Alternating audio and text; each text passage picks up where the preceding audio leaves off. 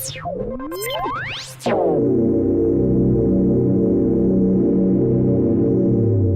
going to start with the elevator pitch right now, with the elevator pitches of 4 brilliant young startups who've made it to the finalists. To re-explain shortly the rules. The Code N at CeBIT is a contest.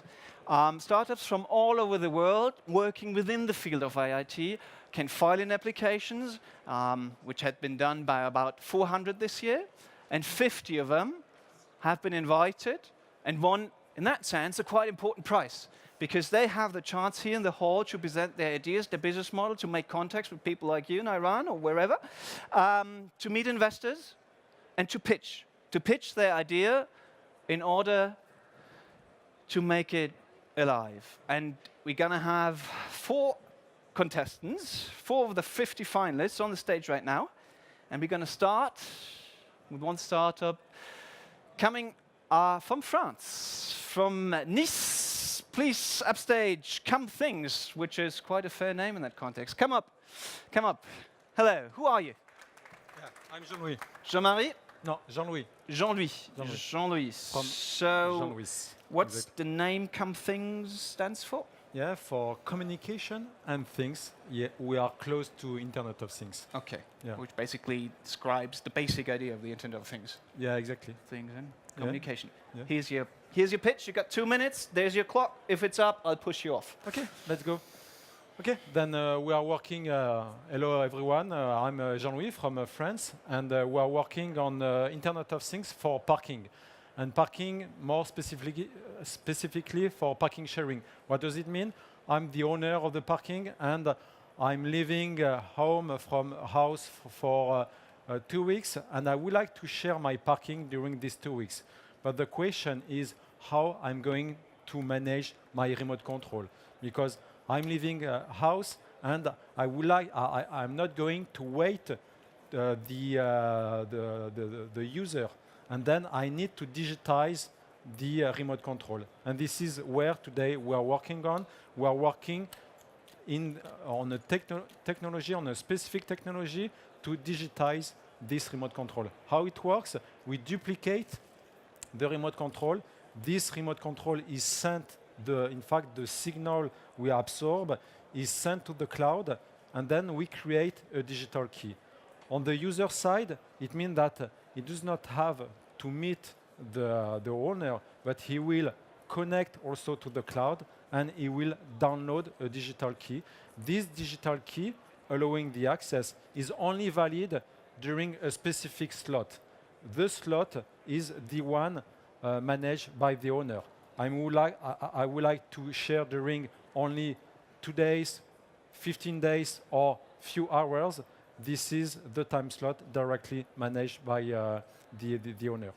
And today we develop the technology block, and we are in partnership with all the parking players working on parking sharing. Excellent. Excellent. Thank you. So, who's going to pay for that? Yeah.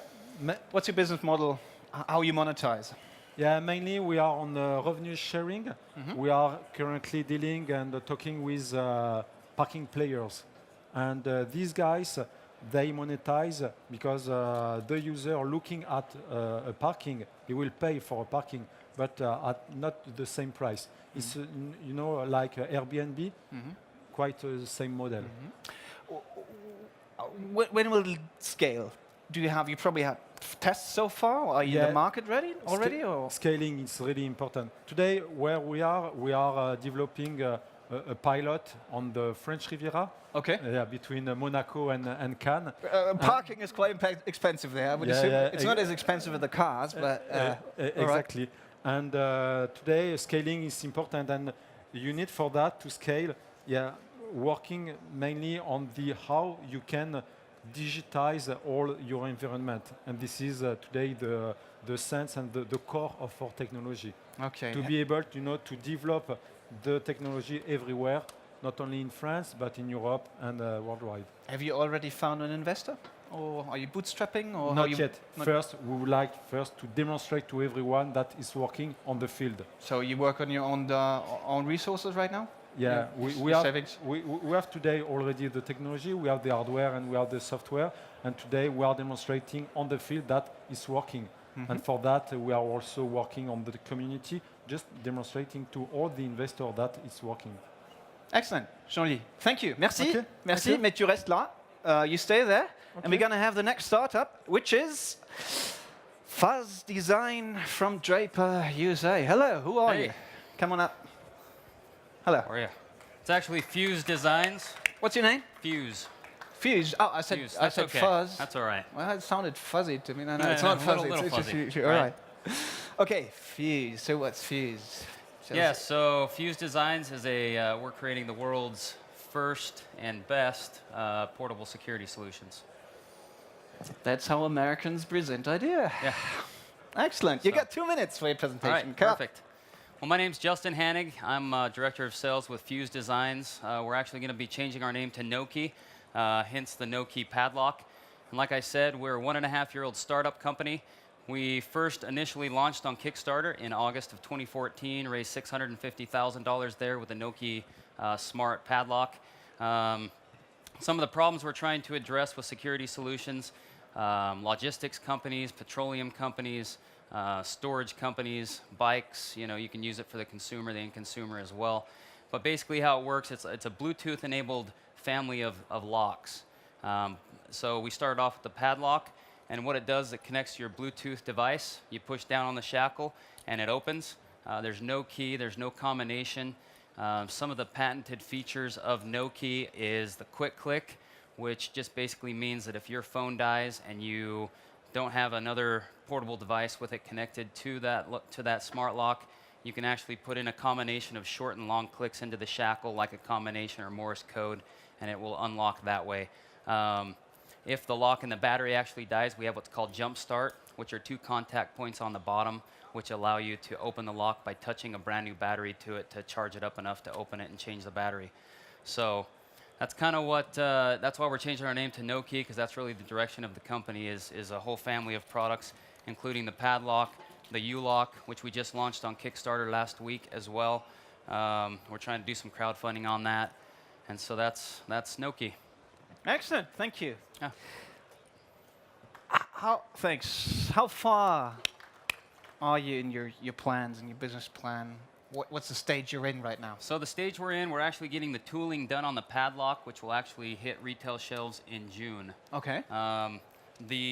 The U-lock is the next product that we'll launch, and that will, like I said, that's Kickstarter right now, because we already have the technology. That's going to actually hit shelves in September. Okay. You have an investor involved yet? We're actually in talks with a lot of investors right now. And you haven't done it too early because you didn't want to give away too much Right. too early, right? But I mean, currently we've got the tooling in process, and it's in production. And first round on Kickstarter. And obviously that's a product that really fits into Right. that category. Right. Excellent. Thank Yeah. you. Yeah, And we thank have a chat later on. Please stay with us on stage, and you're going to come to the third startup, also working in keys, as the name suggests, and as the model he's brought with him suggests. It's digital keys, LEAPIN digital keys. Come up. You're welcome. Can I move the glasses? Come up here. Genau. And, well, now we're going to sense a different accent, I assume. Australia, I hear you're from, Gold Yeah, Coast. g'day mate, how you going? All right. All right, nice Come to on. meet you. So in one word, in one phrase, what do you do then? What do we do? We're a smartphone-enabled access control system. Excellent. And what is it in 2 minutes? Here's your elevator pitch. All right. G'day folks, my name is Steve Dunn and I'm the CEO of LEAPIN Digital Keys. So our product, Digital Keys, enables you to self-check in to your accommodation just like you do now with the airlines. Let me show you how it works. So after you make a booking through the hotel channels or through your favorite online travel agency like Expedia, you'll receive an email within 24 hours of your check-in that includes your room number, maps and instructions on how to locate the room, and you'll also receive your digital key to your room, which only works for the time of your booking.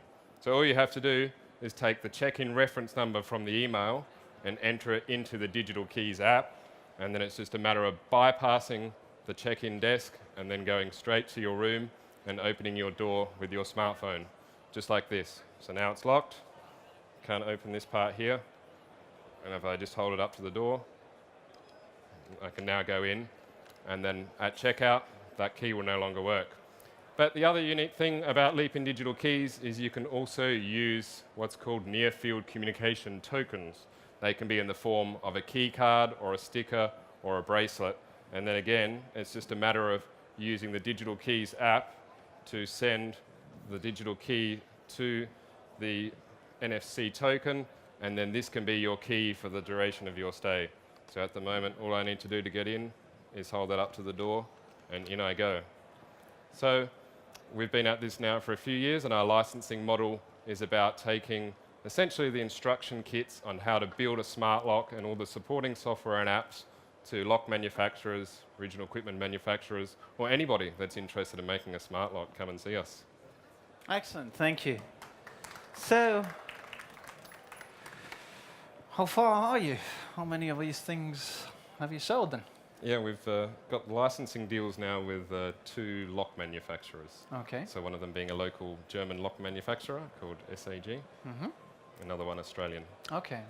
And they're going to implement it soon? They're going to sell it? Or? Yeah, they're looking at launching start of July, Okay. and taking it out to hotels all over Europe.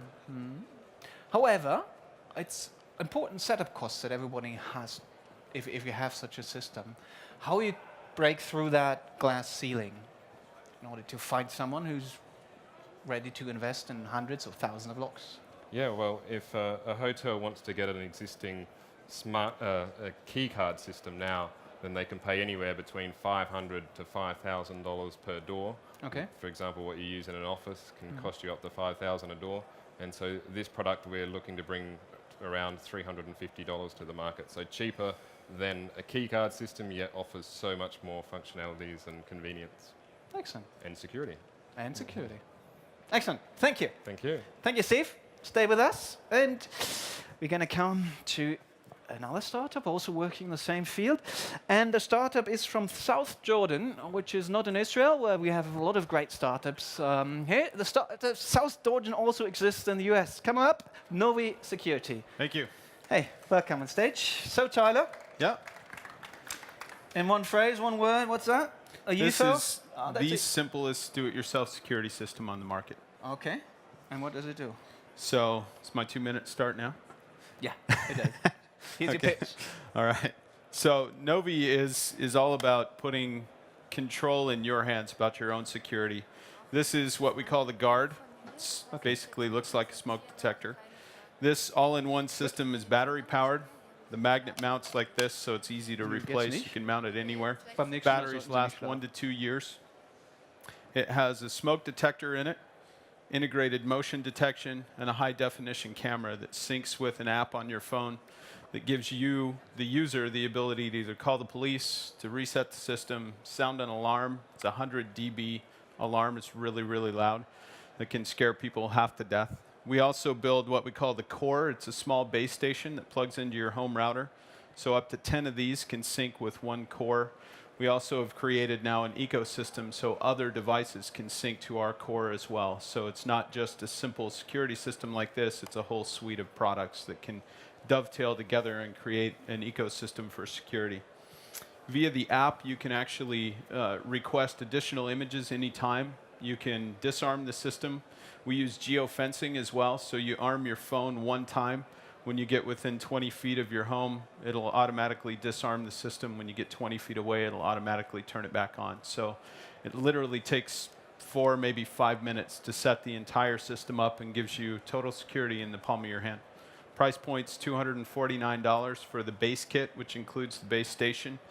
Additional guards like this are $149 US. And again, super simple, battery powered, kind of take it with you security. Excellent. Thank you. Thank you. You can clap. You can clap loud. Yeah. Excellent.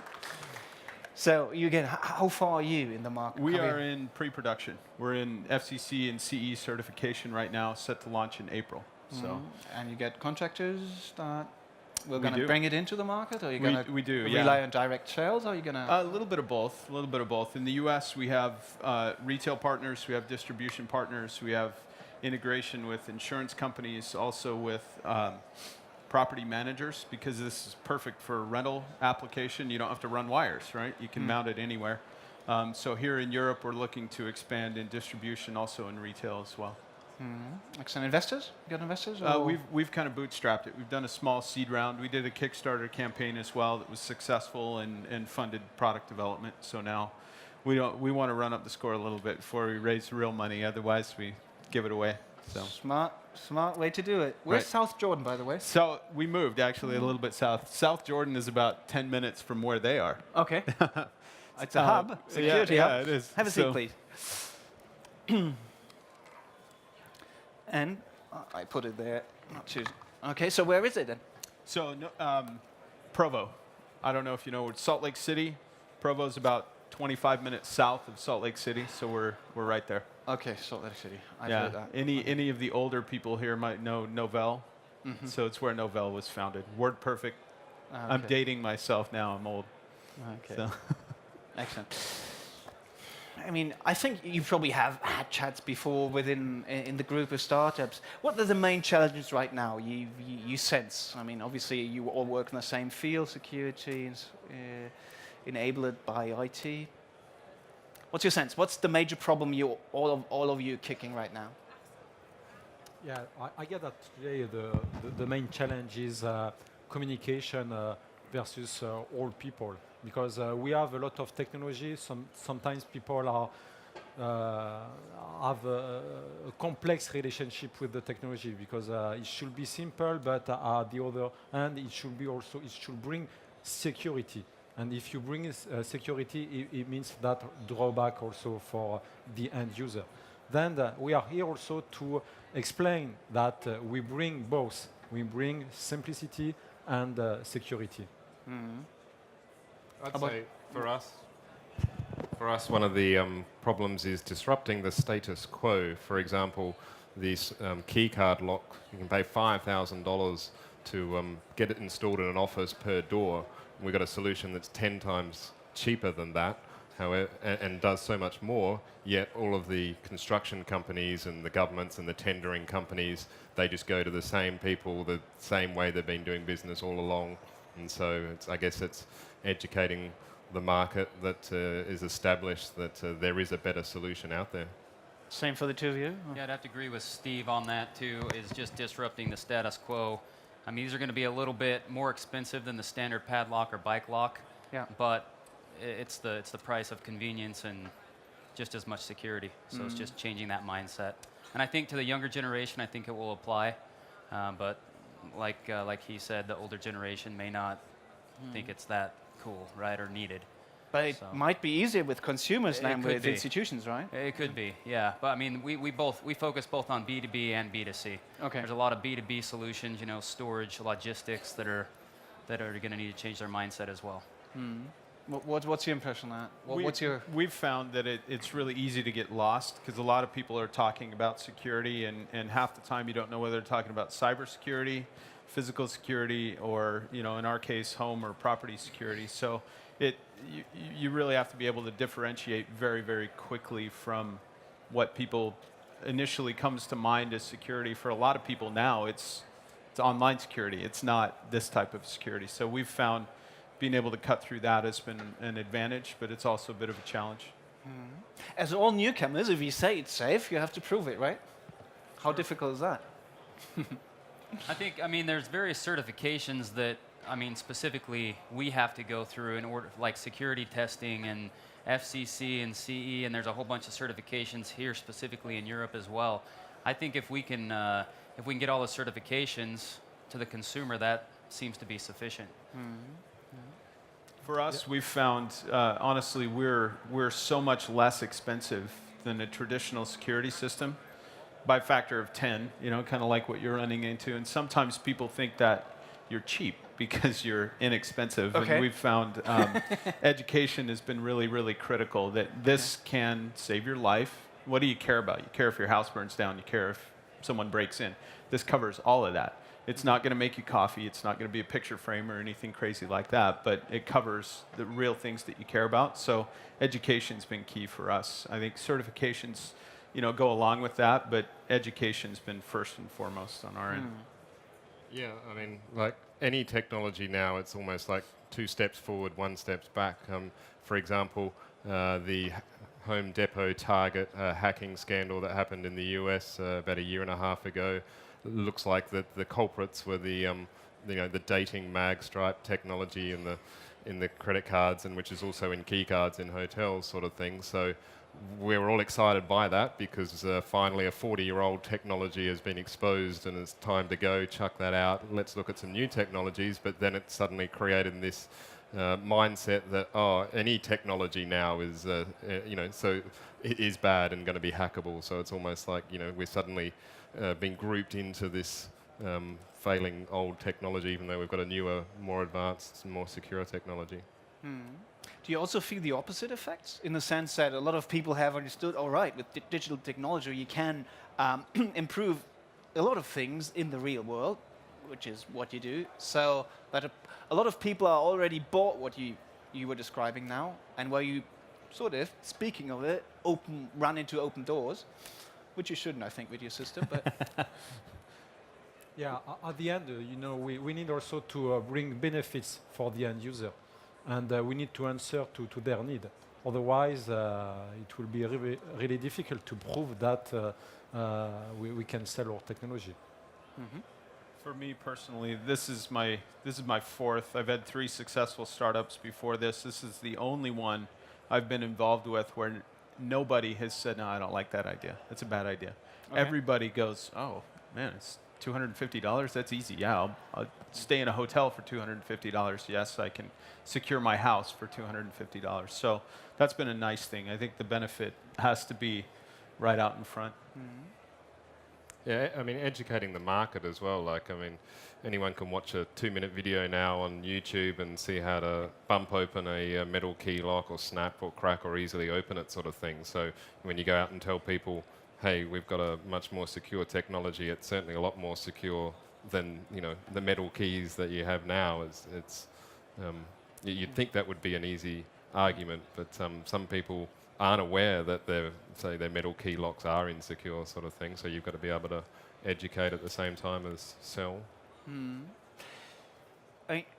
Since you're in the field of security, are you afraid of any lawsuits in the case that your products might fail at one or the other point? And particularly for you Americans, that might be quite an issue, isn't it? As popular as lawsuits are in America, I don't think that's really crossed our mind, because again, they're buying a consumer product. It's not going to be 100%. If somebody wanted to get into anything or override any system, they're going to find a way eventually, right? Because nothing is 100% yet. It's not perfect, but I think there's definitely a market for it. One thing I failed to mention, with the B2B sales and the B2B interest, for instance, Maersk container. I mean, they ship thousands upon thousands of containers overseas. Well, customs has to have access to those. The way that they lock those right now is a zip tie. That's not very secure at all. All you need is a pair of scissors to cut that. With the Bluetooth padlock, you can actually have the ability to share access when needed. So, convenience, security, like I said, nothing's 100%, but I think we're getting there. So I don't think that's really a concern that we've thought about or even worry about. In our situation, for example, in the early 90s, there was a lot of court cases in the US where people were being attacked in hotels and having belongings stolen because people were simply going down to a hardware store and paying $3 to cut a copy of a metal key and letting themselves in at a future date and time. And so if you don't do anything, then you're going to be exposed to more legal lawsuits, sort of thing. So, that's why we don't have a fear of it, because if you stay what you're doing now, you're more exposed than if you go forwards. So you've all applied for Code N. Why did you do that? I mean, you're here, so hope you're glad about it. Why did you do it? What's the benefit you expect and you already might feel? We've had great success at CeBIT in the past, in companies that I've brought here in the past. Some of our, well, 40% of our revenue is international at all 3 of the last startups I've had. So we're excited. We've got a great pool of interest. In our Kickstarter campaign, we had, just about 1,000 customers pre-order, and about 35% of those were international, a large portion of them here in Europe. So we're anxious to expand and also to network with other startups. There's a lot of innovative technology that we feel like there's a lot of value in partnering. We don't feel like we have to create everything ourselves, so this is a great place to find that. And CeBIT is a worldwide window. We have Mobile World Congress, we have CES, and we have also CeBIT. It's like it's the same. Yeah, I think one, of course, brand recognition, right? Like was mentioned earlier, we had a very successful campaign for the Noke, and our U-lock right here is successful as well. And I'd say at least half of ours is the European market purchasing that. So it's our marketplace. I mean, that's what we were thinking of when we created the U-lock, was Europe. Where I come from, Australia, we're about 10 years behind the rest of the world, so we're a bit of a backward place in terms of technology. So it's great to be out here on the forefront of technological advancements and talking about our product, and hopefully in about 10 years' time, Australia will start listening to us. But you got good food, you get the beaches, you get the natural resources, you get sun, you got everything. You can't have that either, all right? Yeah. All right. Well, thank you for being here. I understand that you've already won a big prize by having been invited here. You might win 1 or 2 other ones. One is the prize done by or given by Coden, and then there's another prize called the social prize, the social voting, of which you all can log in into the website and choose, after you've spoken with all of them, what your favorite startup is. That should win the social prize of the Coden 2015. Thank you for being here, and we'll see you around. And you all, if you're interested in one of them, go to their stands and get connected. Thank you.